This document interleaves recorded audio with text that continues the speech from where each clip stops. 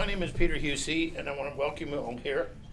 I'm going to talk very briefly to introduce our panel about what what President Reagan called public diplomacy looks like. And today, one of the questions one of the panelists asked me is, why are we in such gridlock in Congress? Well, two words: money and media. Remember when the Pentagon said our biggest problem is white supremacy? And then they asked the Secretary of Defense at a hearing recently, how many white supremacists did you find? 0. But he said we're still looking. So in Washington, there are a lot of false narratives. One of our people is going to talk about his grassroots group that is true narratives are narratives that have a story that's good, but the thing is you want to solve it. You want to kill the dragon. When Reagan said there was an evil empire, he didn't just say, I want to leave it out there in order to raise money. He said, I'm going to kill it, which he did. An extraordinary achievement. Those of you interested is Warren Norquist, which is the dad of Grover Norquist, head of American Tax Reform. He wrote a piece in 2000 in the National Intelligencer, which is how did Reagan win the Cold War? And he actually has, it was an economic war against the Russians. And it was brilliantly done. He has tables with the amount of money. I'll give you an example. Russia's foreign exchange in 1980 was $32 billion. That's peanuts compared to today. Look at China. And at the end of Reagan's term, 1989, January, the cost of the Soviet empire was $89 billion. And their foreign exchange of $32 billion went down. Why? Because we increased oil production. The Saudis increased oil production 6 million barrels a day from 2 million to 8. At the request of President Reagan, it totally wiped out the Soviet exchequer, because 2/3 of the Soviet Union's money was from oil and gas sales, and the other was from arms deals. And they couldn't make it. And it was literally, as Mr. Norquist points out, Roger Robinson was the architect, along with Stan Bailey, of the economic war against the Russians, and it all came from President Reagan. So with media in Congress, we have, for example, white supremacy, we have gender dysphoria, we have climate change as opposed to global warming. All of, I think, are scams. That's me. But none of them, you never hear anybody in the global warming business. We brought down the 56 billion tons of carbon last year to X.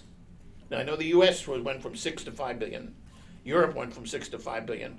China's at 18 billion. India's at 4 billion tons per year, and yet they're both building coal-fired plants to the tune of 1 a month.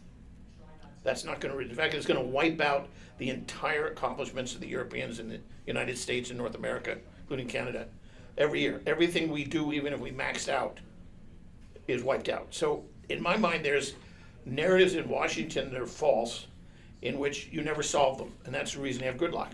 Because Republicans take this position on global warming and the Democrats here, and they can't get off of that on the part of Democrats, because otherwise the money dry up.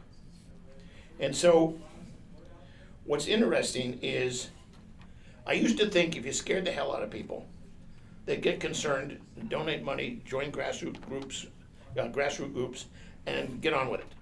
And I've changed my mind.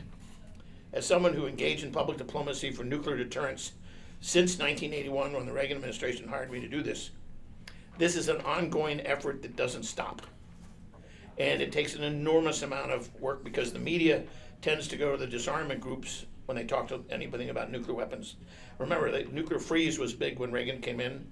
He had to defeat that. He had to defeat the bishops. He had to stop the Russians from building SS-20s all over Europe and, by the way, Asia, which isn't talked about. And it was a remarkable achievement. We went from 12,000 nuclear weapons on the part of the Russians to now 1,500. Now, that doesn't include theater weapons, which are anywhere from 2,000 to 4,000. So you have to, there's a caveat, there's a big footnote to that. But that's an extraordinary achievement. Unfortunately, it's not getting worse. As Bill Gates wrote in Foreign Affairs just this week, we're going to face Iran, probably nuclear armed, North Korea nuclear armed, China building in a breathtaking way, according to the commander of Strategic Command, and Russia. When you add it all up, my friend Christopher Yu at the University of Nebraska says they'll collectively have 10,000 nuclear warheads by 2035. And we have currently 1,500 to 1,800, depending on how you want to count bomber weapons. So my view is, let me leave you with this thought. A narrative has to be true to be effective in Washington, D.C., or let me put it this, to be morally effective. There are a lot of fairy tales out in Washington, and then global warming being one of them, in my view. But if it's a narrative, what we used to call an elevator briefing in Congress, that means you grab the senator when he comes off the floor of the Senate, you get in the elevator, go down one floor to the subway, and if you can't tell the senator what he needs to know in 18 seconds, he won't get it, because he's got to talk to the media, he's got to talk to his colleagues, he's got to talk to constituents, and he has to, and that's what an elevator briefing is. Now, an elevator briefing is not what my friend Uzi Rubin of Israel calls a fortune cookie analysis. It's actually real, like peace through strength. Reagan backed that up with an enormous amount of work, but it was very true, peace through strength. And if a narrative works, you can't scare the hell out of people because you have to tell them there's a solution. Because otherwise, you paralyze people if you scare them too much. And if you paralyze people, they say, I'm going to go have a barbecue if I'm going to die in 10 weeks, and it's over, heck with it, I'm going to go have a steak. Okay? So if something works and is a good narrative, and number two, a good narrative is irrespective, money isn't the deal. Because the deep state in this town, and I know it from personal experience, I have killed programs that are multi-hundreds of millions of dollars a year, and they're very clever in this town. They just found another organization to put the same amount of money in and change the name. And they just so happened to put it in the district of the chairman of the subcommittee on foreign operations and the appropriations committee in the House, that's Johns Hopkins University in Baltimore, who've they haven't at least stolen the money like George Washington did for years, which is why we put them out of business. But this town is very clever. And lobbying, part of it is your narrative has to be right. It should be, in my view, moral. It should have absolutely nothing to do with money. And your dragon, you identify, have a way of slaying it. Because then I think you're serious. So with that, I'll turn it over to my panelists here on the left.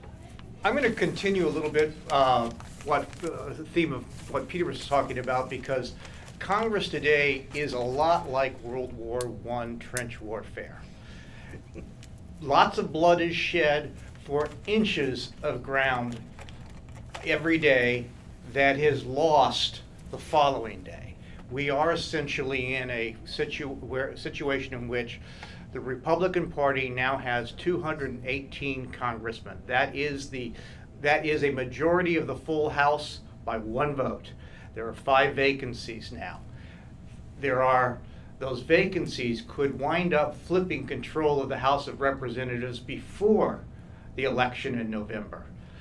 But in that election in November, whoever wins the White House, whichever party wins the White House, is likely to tip enough votes in a few states to also control the Senate.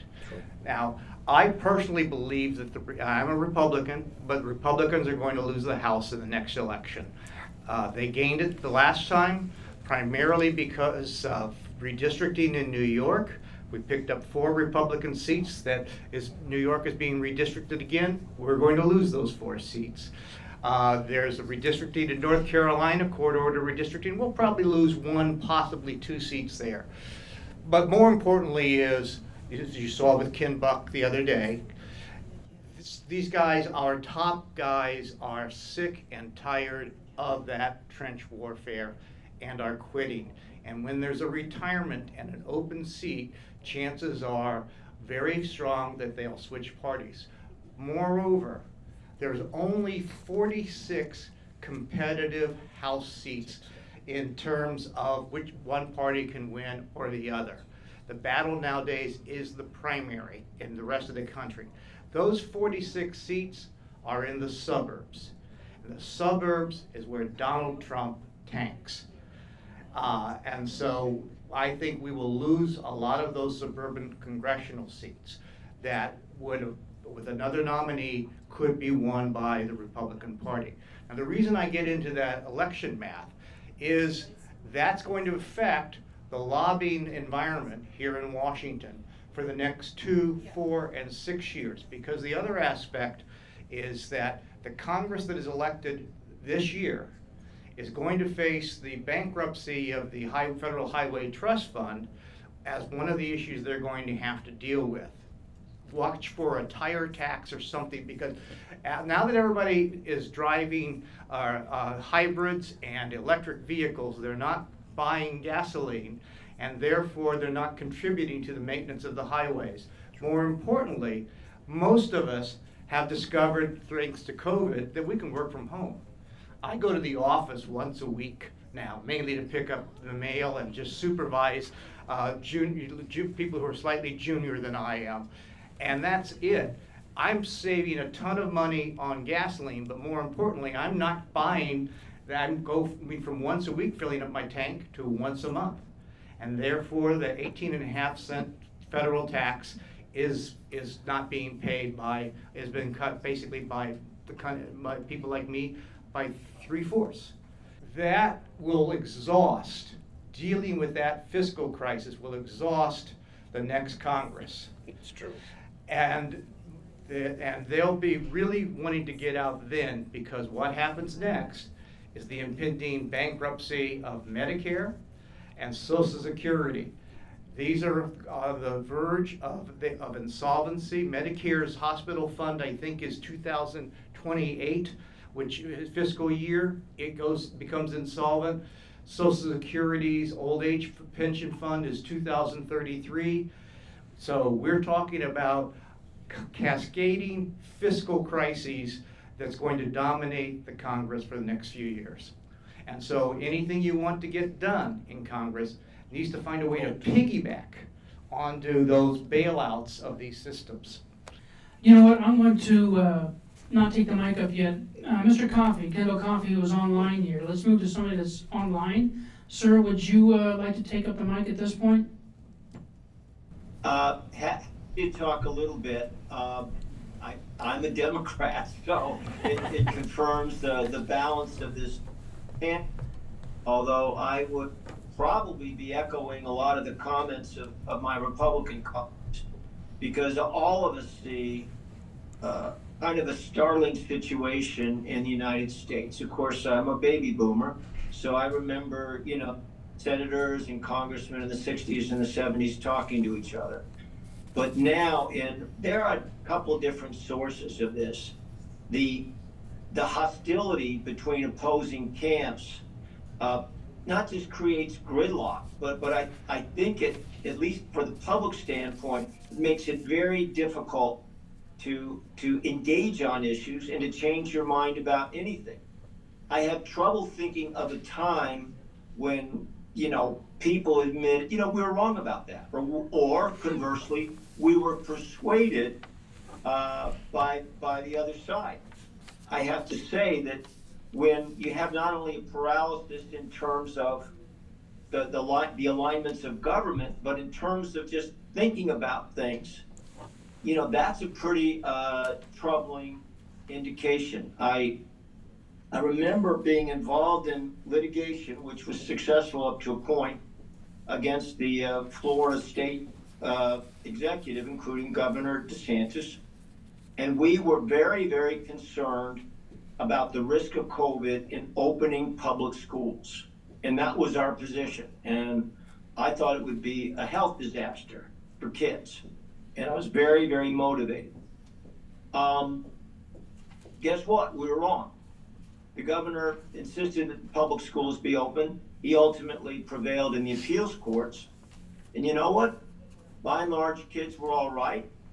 And I think they did better in a classroom, especially, as you can imagine, kids who had some kind of disadvantage to begin with. What struck me about it is you could see, gosh, he was right after all. But there's just not an acknowledgement. I mean, people just go silent. And so you don't have a give and take on issues very much. So that is one perspective that deeply, deeply concerns me. I'd be very surprised if during the course of this presidential election or congressional, that anybody's really listening to the other side, other than to say how bad they are and how important it is that you reach into your pockets to fund somebody to cast out, as Peter said, slay the dragons, because it's hard to find other things that motivate it. I want to talk and how much of this is money. just for our guests and our visitors to get some idea of the raw numbers, in the 2022 cycle, in federal elections, this is what's reported, $8.9 billion was spent. That's a shocking amount of money.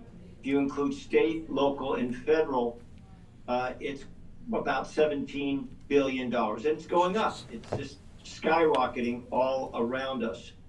And most of that advertising is not spent on trying to persuade somebody about issues. It's trying to persuade them that the other is a bad guy. With respect to lobbyists and the role in elections, I think, and that's one of the issues that's posed, what is their role in the elections? Well, it's probably to have a colleague that's on the other side. A lot of the successful lobbying firms, of course, have Democrats and Republicans because you can get caught short.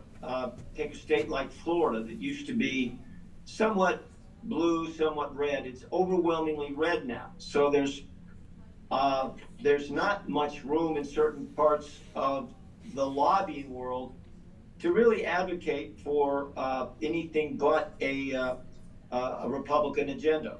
And that's because they won and we keep losing. It's just the system that we're in. But it has an impact on lobbyists. At the local level, lobbyists tend to become fundraisers. They have to be. If a lobbyist wants to walk into City Hall or County Hall, there's a silent head count done on how much they've given in terms of some of the reactions they'll get from locals. At the federal level, you of course have rules and regulations that most of us are familiar with, but at the end of the day, money still talks about more loudly than anything. One thing that I know this conference is trying to do is elevate internationally the ethics and the honor of lobbyists. And of course, reputationally, lobbyists are still reputationally challenged to some extent. And I just wanted to mention we're in a significant litigation right now in the Federal Appeals Court in Atlanta. And it's going to be interesting to me to see how it turns out with respect to lobbyists. The issue is really what First Amendment rights do lobbyists have? And it's generally been the law that lobbyists, what they do is a First Amendment, that is to say, constitutionally protected activity, respected by our Constitution, because they're advocating for viewpoints, they're advocating for legislators or other government officials on behalf of a client, and that's the essence of democracy, trying to persuade the decision makers. Nevertheless, our litigation, which was initially very, very successful, is now in the appeals court. And perhaps at the next conference, I'll have some kind of report on it. But my overall experience is so far that lobbyists are being challenged to establish that they have the full level of constitutional protection that others in the democratic process do.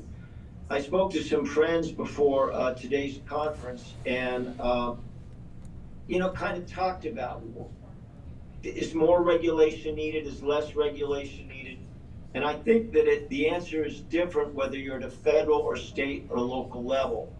Just so you know, in a lot of local lobbying contexts, everybody's a lobbyist. So if you're an architect and you go down to speak to city staff about whether there's an issue about the plans that were submitted, you're a lobbyist and you got to register, and they don't make it easy. I'm talking about a lot of local jurisdictions. The federal rules are a bit better and a bit more consistently applied, but I would just suggest that there is perhaps a possibility that to some extent, believe it or not, lobbyists can be overly regulated. And no one's going to get sympathy for lobbyists, and I'm certainly not trying to accomplish that here. But I just want to close with the thought that it's fundamental to our system of government that people not only be able to communicate directly, but have champions or advocates who speak for them. And I think the ethics in lobbying is a big part of that. Well, I make no predictions about the presidential election, by the way. Every time I've made a prediction about Donald Trump, I've been completely wrong. So I'm going to stay silent on the subject. Perhaps other panelists will venture a guess on how 2024 is going to turn out. Let me interject and say to my Democratic colleague, I agree with 100% of what you just said. Well, thanks for noting Bipartisanship that. works. It worked pretty well for most of our history. Absolutely. Okay, so Thank you. In this battle between the Democrats and the Republicans, there is Ukraine, surprisingly. And the Ukrainian question is one of the key issues on the eve of the US elections. Rhetoric about military assistance to Ukraine or participation in its reconstruction or battlefield context serve as a scale that differentiates the electorate, in English, in the United States. That is why Ukraine constantly tries to give updates on the situation, political situation in Ukraine and battle situation, and to tell what is going on.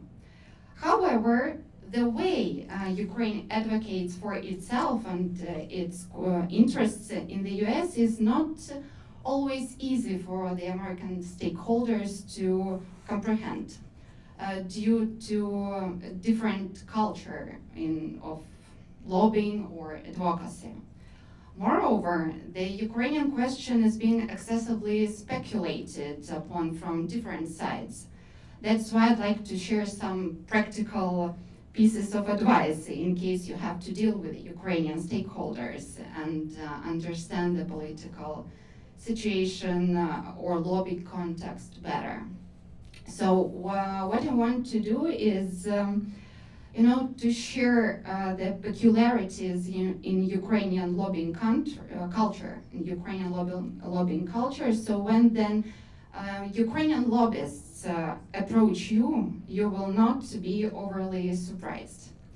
In the second part, I will try to explain the key context of Ukrainian political scene. So every time when you watch the news, you will have deeper understanding of what is going on. So Ukraine is a country with own political culture differences. Firstly, in Ukraine, people prefer to trust personalities, not concepts. This is why we have our political parties are parties of faces. We have the party of Poroshenko or Zelensky or so on, and we don't have parties, like with ideas like you have in the United States, the Democrats or the Republicans. My Ukrainian colleagues might use the principle of personalities, not concepts, to build communication with the US stakeholders. Your task is to understand what concept, ideology, or solution is behind this personality, this famous person of Ukraine. And second point is that advocacy and lobbies in Ukraine is just beginning to emerge. I mean, Ukraine just not so long ago adopted a draft law about lobbying that regulates lobbying in the country. It was just half an hour ago. You have this act, I don't know, like 10 years, 50 years, we just 6 months ago. What does this mean? In the coming months, you will witness how many advocacy and lobbying professionals in Ukraine will try to get in touch with you. Yet, do not expect systematic approach and processes from everybody. If you have the opportunity, propose your process of communication, since your understanding of advocacy is much more established. Unfortunately, those who advocate for Ukraine and those who advocate against Ukraine, I mean against democratic values, often use the same emotional charged approach. For instance, sometimes the media propagate the idea that Ukraine cannot use aid properly. And some of opinion leaders in Twitter in America, they are eager to spread this information. And no matter how emotionally engaging this thesis may be, it lacks substance, as demonstrated by regular audits conducted by American officials. In the coming months, you will encounter many such stories, and the first question you should ask: where is the data coming from? Always follow the data when you deal with Ukraine. Thank you. Hello, everyone. I'm Megi Kurdadze, the president of the non-profit charitable organization US Ukrainian Activists. I was supposed to participate in the panel Advocacy, and I'm going to tell you about some advocacy efforts of our non-profit organization. Our mission is to support Ukraine, its culture, and its people in their fight for liberty, independence, and democracy. We are dedicated to helping save lives in Ukraine and providing essential assistance to those in need to defend themselves, survive, recover, and receive other necessary support. In addition, we focus on raising awareness and advocating for Ukraine, as well as promoting its rich cultural heritage and legacy. US Ukrainian Activists is deeply committed to raising awareness and advocating for Ukraine. Our advocacy for Ukraine is among our primary programs, alongside initiatives such as military aid, hospitals in Ukraine, and humanitarian aid. To learn more about these programs, you can visit our social media and the website. Since March 2014, when the Russian Federation initiated a hybrid war in Donbass, eastern Ukraine, our key volunteers have been at the forefront advocating for Ukraine and providing vital humanitarian aid from the US. Since 2014, I actively organized and co-organized rallies, protests, and marches in Washington, D.C. in support of Ukraine by the White House, Lincoln Memorial, the Russian Embassy, and the residence of the Russian ambassador. After Russia launched a full-scale genocidal war against Ukraine on February the 24th, 2022, I started the organization of daily White House rallies. This involved creating Facebook events, sharing them across various media platforms, obtaining permits from the National Park Service for our daily rallies, which are named Stand with Ukraine Every Day, and updating the rallies program with main messages and slogans. These rallies continued for 1.5 years before transitioning to weekly rallies near the White House. A few more details about our White House rallies. Over the past 2 years, on a weekly basis, I've been creating Facebook events for our USUA rallies, which later transitioned into weekly rallies by the White House. I have consistently updated our advocacy program with key messages and slogans, responding to the evolving situation. I would like to share a few examples of how our messages evolved during the initial months of the full-scale invasion. From the onset of the full-scale invasion in February 2022, our advocacy began with requests for fighter jets, tanks for Ukraine.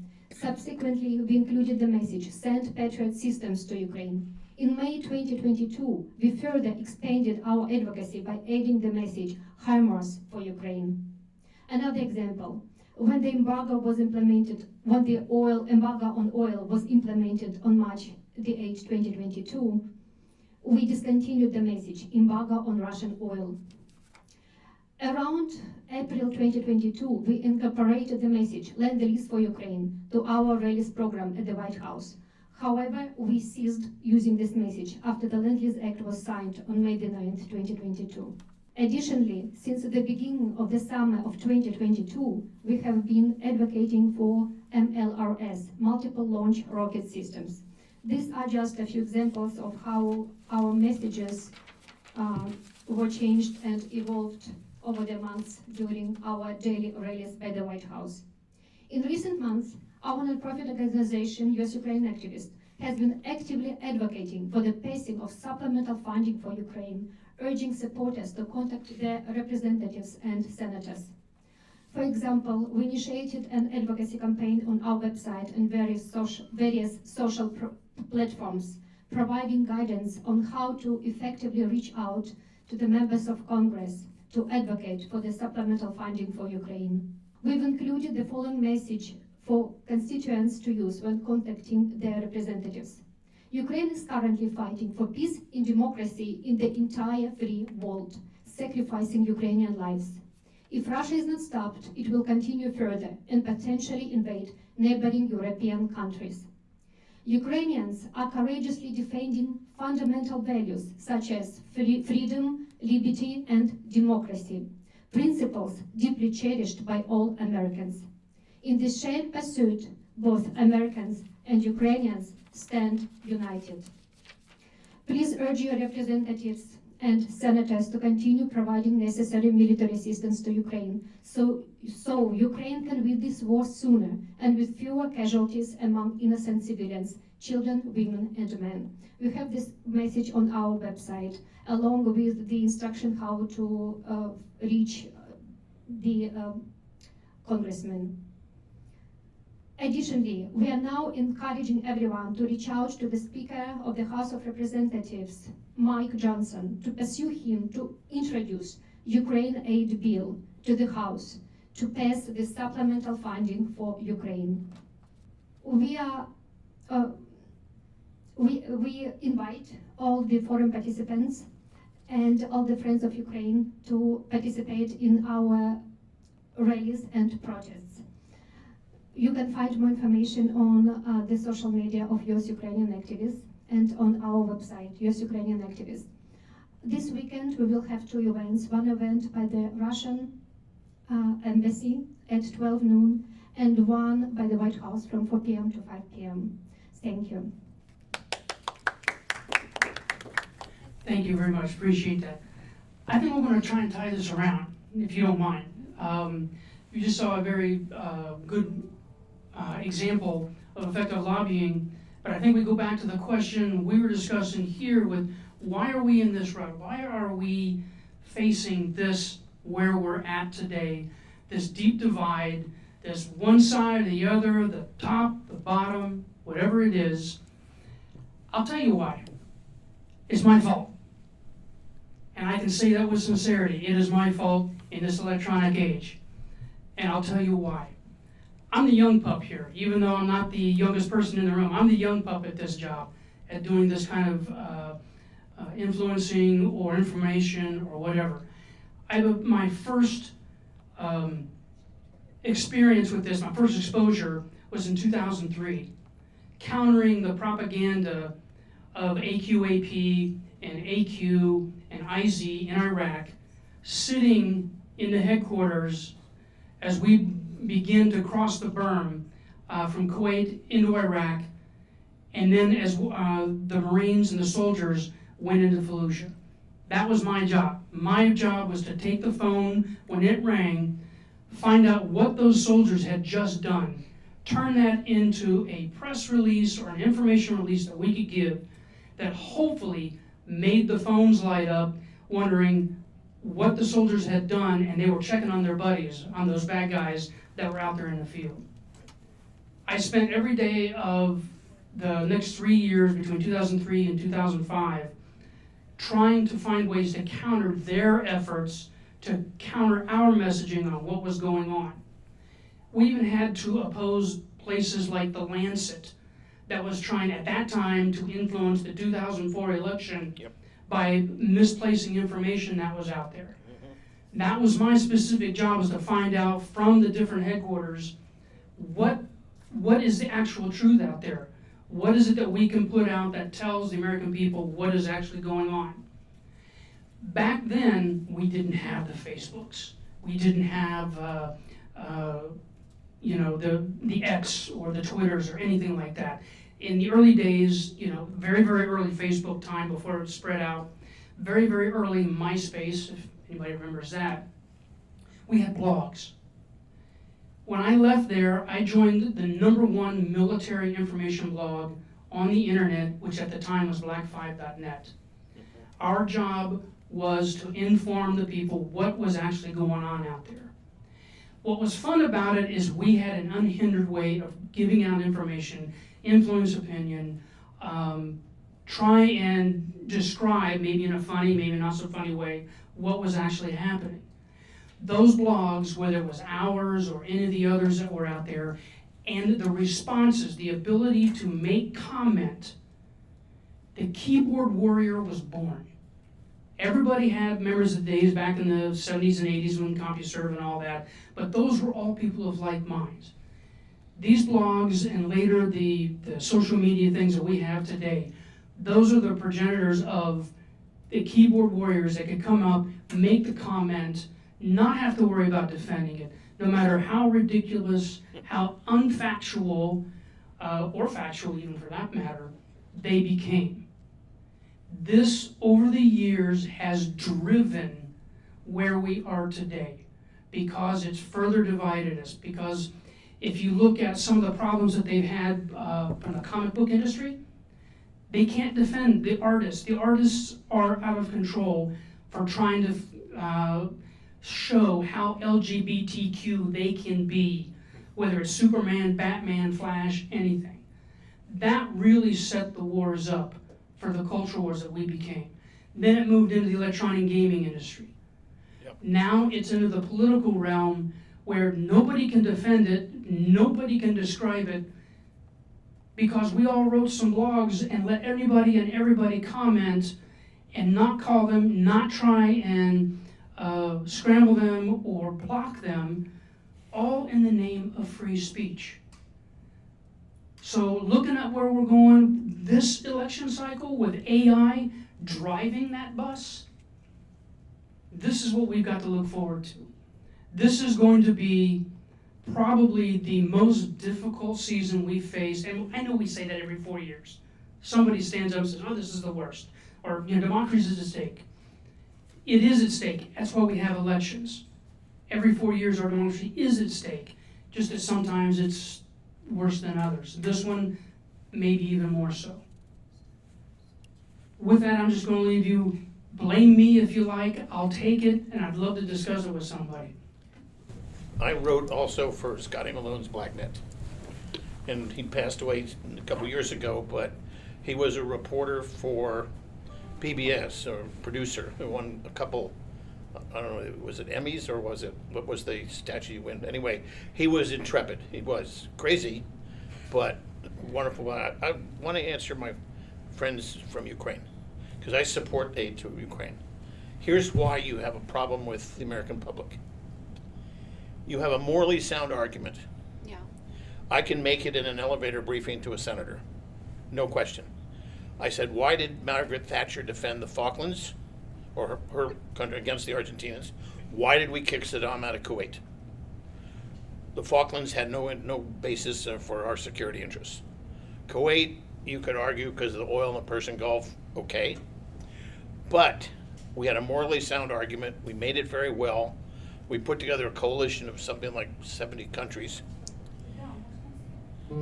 But my argument with people is Reagan did not take down the Soviet empire for the United States to put it back together. Because if you let the Soviets do this or Russians do this, you will lose all deterrent value of our military. And when you lose deterrence, it's very, very difficult to get it back. We saw that after Vietnam. 18, depending on how you count, 18 countries fell to the Soviet Union after the Vietnam War was over. 18. From Mozambique to Ethiopia to Nicaragua, and Colombia and El Salvador and dozens of others were at risk. But here's the problem, one serious problem. After we signed the deal with Ukraine in 1994, we kind of went to sleep. We said, we'll get to it tomorrow, but we have no plan to win. That is why people talk about, oh God, another endless war. We spent 20 years in Afghanistan, 20 years in Iraq. They began with brilliant victories by our military, taking down Saddam's army and taking down the Taliban. When you had guys on horseback with laptops communicating with B-52 bombers, doing close air support with joint directed air munitions, because the Mujahideen, the Northern Alliance, were giving us the locations of the bad guys, the Taliban, and you could hear the JDAMs coming down through the clouds. You couldn't hear it. We couldn't see them. And the Northern Alliance called them rods from God. And in a very short order, by December of 2001, the war was over. Seriously, the Taliban had been decimated. Al-Qaeda had fled into the hills. But we don't have a plan. I will not mention the senator, but during the hearings in October about what are you going to do, Mr. Rumsfeld, about this, he was criticized for not planning to put more American boots on the ground because he said, the senator said, you're fighting a high-tech war and that's unfair. Fascinating to me that it was wrong to fight a war and get it over quickly without destroying the entire country. And that is your biggest problem. And the thing I didn't mention earlier was the media. This whole thing about misinformation and so forth is you don't need the media to protect you when your argument's right. But when your argument is full of holes, whether the Russian hoax or whether the thing on COVID, the Harvard professor, a doctor, who said children will be fine, was banned from his NIH position, and he was just fired by Harvard University as a full professor. He got everything right. And the part of the polarization in America is, and it's on both sides to some degree, but the media takes sides for issues that they know are not correct. And they have to protect them from scrutiny. Doesn't matter to me if I'm right. You know, I've got the disarmament community for 40 some odd years, wanted to kill the MX missile, wanted to kill the D5 missile, wanted to kill the B2 bomber, which they succeeded in doing after we built 20. And they wanted to kill the B1. There isn't a nuclear weapon system they didn't want to kill.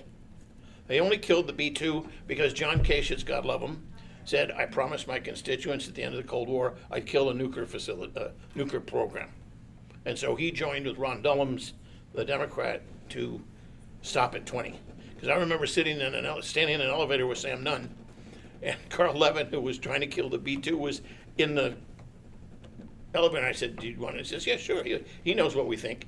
And I said, Nunn asked me, he said, what happens if we come off 120 planes? I said, you'll go to the number of planes now being built, which is 20. Because if you can't sustain the argument you made all those years for 120, people were going to say, well, that was just baloney. You just made the number up. If you really believe 120, then that's what you stick with. Now, if you can't build them as soon as you want, you stretch it out. You don't like to do it, costs more money. But my concern with the media is they have taken total sides and they sustain arguments that cannot be, like COVID, about children. We shut this country down, cost us trillions and trillions of dollars. The children are now, 2, 3, 4 years behind in educational attainment. We kept open the bars and we kept open the strip clubs and the casinos, but we shut the churches. It made no rhyme or reason, and the governors did it. The president had no authority. What the president had the authority to do was keep everything open, farms and mining and everything critical to the country's survival. He could say, no, you can't be closed. I don't care what the governor says. That he had the power to do, and that sustained us. But my concern is that the combination of media, and I didn't realize the amount of money. I knew it was in the billions, but remember when you had the presidential check off on your tax return? Yeah. And we're going to give each president $60 million. And that was it for the federal campaign. And now it's in the multi-billions because everybody pitches in. To me, in working Congress, which I do, that to me is the most dangerous combination, is the media that won't let debate happen and money that basically stifles any discussion because the other guy's the bad guy and you demonize him and you don't have a discussion of issues. And as someone who in the nuclear business have spent almost 45 years sustaining our nuclear deterrent, which, by the way, between 1997, we killed the B-2, we will build our first nuclear weapon and put it in the field in the year 2031. As General Herrensack said once, he said, we went on a holiday from history. We forgot about it. We said it wasn't important. And now we have to do everything simultaneously.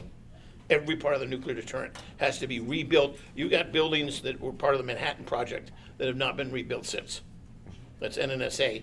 And they do extraordinary, they do all the warhead work. So in my mind, we overcome the arms disarmament community, Global Zero, going to plowshares people and so forth.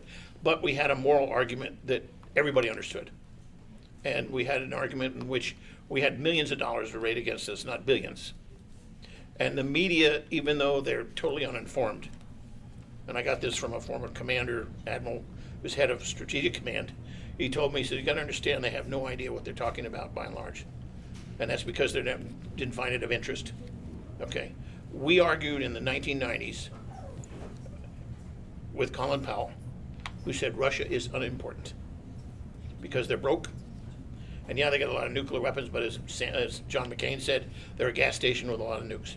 But unimportant because their GDP is less than Texas. True in every respect, except for look at the trouble they're making. Okay, I call the Russia, China, Iran, and North Korea, I call the brothers mayhem. And they're all, as Bob Gates talked about, they're all allied. That to me is the real danger. But unless we come up with a plan to, whatever the plan is, keep Russia where it was, kick them out. But if you're not willing to take the war to Russia and win this thing, you got a lot of Americans on polls show the majority of Americans don't support aid to Ukraine, although American soldiers aren't fighting. We're giving them assistance, we're helping them with surveillance and things, but to me, all the work Reagan did and every president from Truman on to defeat the Soviet Union and bring it down, to then turn around and America will lead the effort to basically allow Russia to begin restoring its empire, which is what Putin wants to do. What a tragedy. And in just 30 years after the end of the Soviet Empire, we're now in the business of, and look, we screwed up when they invaded Ukraine the first time, we gave them blankets. Yeah. Okay? It's not, to me, I don't want to get partisan on this, but we made some real mistakes. And now we're trying to recoup at a time when one thing I remember President Reagan once said, you can never get time you wasted back. When you don't make decisions and you screw around and you wait and wait, kick the can down the road, eventually you run out of road to kick the can down. And that's what we did with this. And Putin knew that. Yeah. So in my view is, I think eventually you'll get assistance, but the tragedy is in the absence of it, Ukraine is kind of stalled. And Russia doesn't have this problem. Putin doesn't have to go to the Duma for these weapons. So with that, I think, I don't know how to get the money out of politics, and I don't know how to get the media to be at least somewhat balanced. Because I think without either one, we're, as the gentleman said earlier, we are facing 3 or 4 major financial catastrophes simultaneously on top of the 33 trillion in debt we now have, which is projected by OMB to go up another 22 trillion in the next decade, on top of which is now costing us about $887 billion a year interest on the debt. And add in Medicare, add in Medicaid, and add in the final thing I want to say is, what's fascinating to me is not discussed in the media. AEI came out with a number the other day. What % of American men of working age are working now in America? 63%. Yep. That's down from 86%.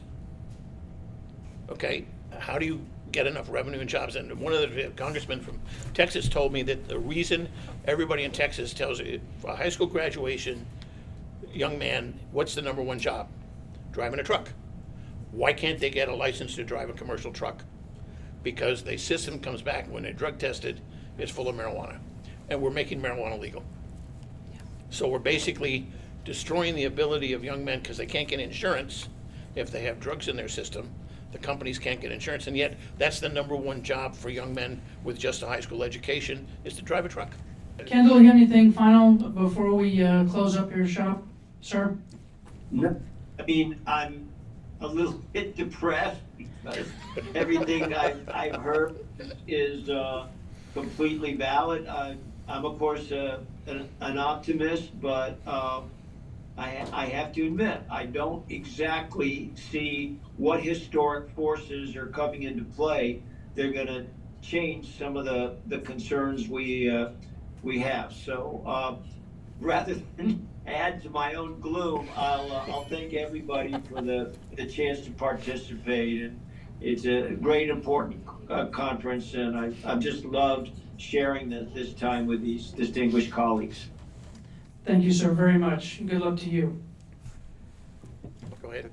Nope, that's all I got. Ladies, anything else? No, thank you. Thank you, everybody. Thank you. Appreciate it. Kathleen, thank you very much. All our 10 panels, But then we asked which ourselves, was then what? about Yeah, and then we different basically- issues, we will didn't be have- we on didn't have a plan. IGAPA.net. Thank I mean, you Karzai for was okay, but my guy is team Kathleen, of a really C bad group, guy. of team Put of him in Institute power for Democracy and and see if you Development, touch us, we'll IGAPA, come and kick to your our ass. media But partners, otherwise, ALLATRA we don't want to see you in the TV. news. Also, thanks so much to Don't kill young Atlantic people. University and their colleagues for hosting us here and for helping with moderation. And thank you to all moderators and our speakers, members of IGAPA, and our team in was 15, today 16 countries.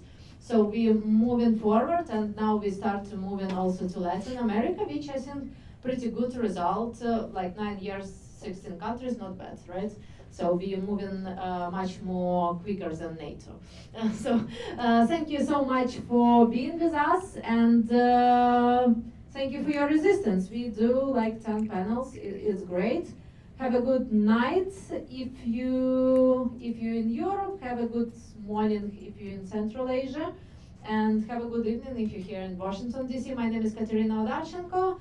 Please follow up in the GAPA, and today all event was free of charge, so you can find also our Stripe donation link if you can and want to help to our work. We will really appreciate that, and it's 501c3 here in the United States, so it will be tax deductible.